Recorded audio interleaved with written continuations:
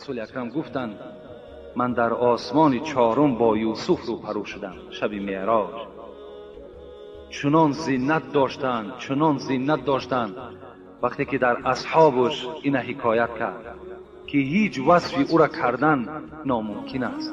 حتی در قرآن هم قصه یوسف میگذرد که زنهای مصر وقتی که یوسف دیدن در پیش خود همون سبزواتی داشتن برای ریزه کردن، حسن یوسف چنان به اونها غلبه کرد که دستهای خود بریدن و درکدار نشدند. دستهای خود خونشار کردن، درکدار نشدند، زیرا که حسن یوسف دیدگی آدم یعنی تماما از هوش میره.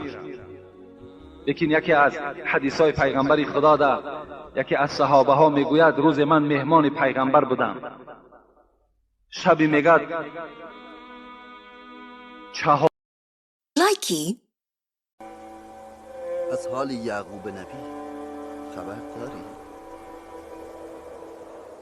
شنیدم به غم هجران مبتلا شده، بیت الاحزانی ساخته و از همه کناره گرفته و به زاری در غم آن شاخه بریده روزگار می‌گذراند. تو چرا گریه می‌کنی؟ به کنعان نزد آن پیر دل سوخته اگر رفتی بگو از یک جوان مهجور زندانی برای او پیام ده.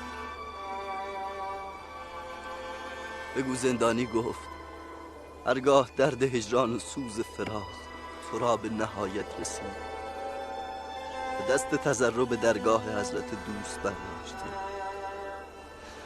در حق فرزندان دور از پدر و قریب نیز دعا کن.